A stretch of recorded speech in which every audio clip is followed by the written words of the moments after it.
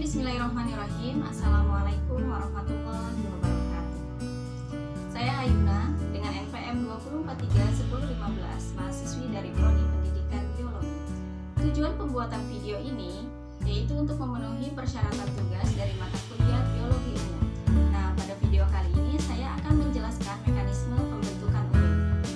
Pada ginjal itu terdapat suatu kesatuan fungsional yang mana dia menjalankan proses pembentukan urin yang disebut dengan nefron. Nah, nefron ini terbagi menjadi beberapa bagian. Bagian yang pertama di sini ada glomerulus dan kapsula Bowman. Glomerulus dan kapsula Bowman ini disebut dengan badan Malpighi. Setelah badan Malpighi, di sini ada tubulus contortus proximal. Setelah tubulus contortus proximal, di sini ada bagian yang melengkung memanjang disebut dengan lengkung Henle. Nah, lengkung Henle ini terbagi menjadi dua. Ada lengkung Henle yang menurun dan ada lengkung Henle yang menaik. Nah, setelah lengkung Henle ini terdapat tubulus contortus distal dan bagian yang terakhir dari nefron adalah ductus collectivus. Dalam pembentukan urin itu ada darah yang terlibat. Nah, pembuluh darah yang mengelilingi tubulus contortus proximal dan tubulus contortus distal ini disebut dengan kapiler peritubular. Sedangkan pembuluh darah yang mengelilingi lengkung Henle ini disebut dengan vasa recta. Nah, ini masih berhubungan dengan proses penyerapan kembali zat-zat yang dibutuhkan oleh tubuh dalam darah yang berada di kapiler peritubular maupun vasa recta. Untuk tahap pertama yaitu tahap filtrasi. Filtrasi adalah prosesnya, sedangkan tempat terjadinya adalah di glomerulus. Nah, filtrasi ini terjadi karena darah yang masuk melalui arteriola aferen ini menyebabkan tekanan darah yang ada di glomerulus, sehingga glomerulus mengeluarkan cairan darah ke kapsula atau rongga dari kapsula Bowman.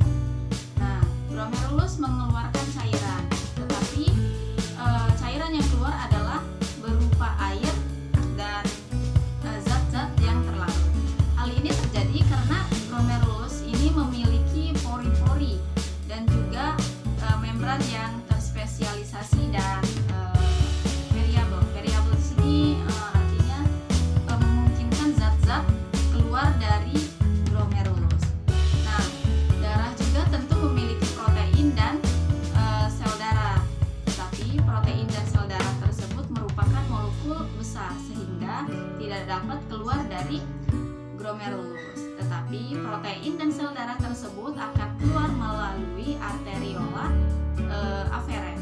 Sedangkan cairan yang mengisi kapsula Bowman itu disebut dengan filtrat glomerulus atau disebut dengan urin primer. Nah, jadi pada tahap pertama yaitu pada tahap filtrasi. Filtrasi adalah nama prosesnya, sedangkan tempat terjadinya adalah di glomerulus. Sedangkan produk yang dihasilkan adalah urin primer, di mana memiliki komposisi seperti air, natrium klorida, asam amino, asam sitrat, dan nutrien lainnya. Nah, pada filtrat glomerulus tersebut ini masih mengandung antara zat-zat yang masih dibutuhkan oleh tubuh dan zat-zat yang sisa yang harus dibuang atau harus diekspresikan seperti urea, kreatin, dan juga kalau kita mengkonsumsi obat-obatan atau vitamin itu harus diekspresikan melalui urin. Filtrat glomerulus tadi akan diteruskan ke proses yang selanjutnya yaitu reabsorpsi. Nah, reabsorpsi ini dimulai dari tubulus contortus proximal hingga lengkung Henle. Nah, tadi filtrat glomerulus yang mengandung air, bikarbonat, asam amino, natrium klorida, dan nutrien lainnya itu akan direabsorpsikan keluar menuju cairan interstisial. Nah, zat-zat Zat-zat yang dibutuhkan oleh tubuh akan masuk ke kapiler peritubular yang berada di sekitar tubulus contortus proximal. Nah, zat-zat tersebut akan diedarkan melalui vena renalis. Jadi, zat-zat tersebut akan meninggalkan ginjal melalui vena renalis dari kapiler peritubular yang berada di sekitar tubulus contortus proximal. Nah, karena prosesi reabsorpsi ini hingga lengkung Henle, nah lengkung Henle ini terbagi menjadi dua, yaitu lengkung Henle yang menurun dan lengkung Henle yang menaik. Nah, lengkung Henle yang menaik dan menurun ini pembedanya adalah lengkung Henle yang menurun ini dia akan mereabsorpsikan H2O atau penyerapan kembali terhadap air, sedangkan yang menaik itu akan mereabsorpsikan NaCl atau penyerapan kembali terhadap natrium klorida. Nah, pada proses yang kedua ini, nama prosesnya adalah reabsorpsi.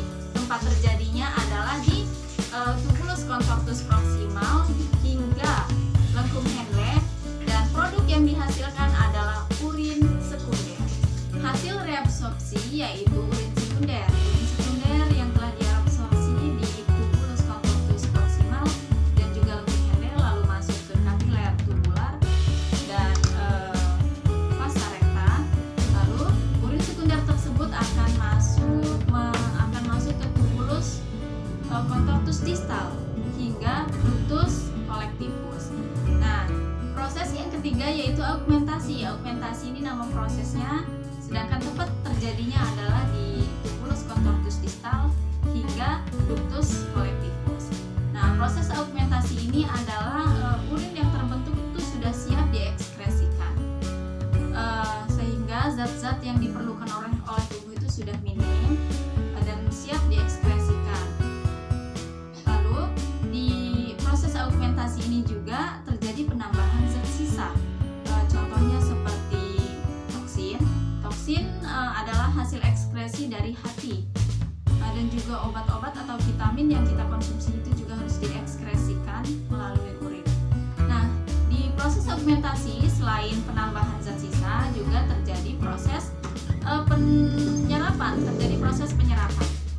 Nah, proses penyerapan ini terjadi dengan pengaturan tertentu. Apabila tubuh kita mengalami kekurangan cairan, maka penyerapan cairan itu berlangsung hingga di ductus collectivus. Akan tetapi apabila tubuh mengalami kelebihan cairan, itu maka permeable, air ini akan berkurang. Ini berkaitan dengan hormon. Lalu akan dikeluarkan melalui urin. Nah, jadi pada tahap yang ketiga ini, nama prosesnya adalah augmentasi.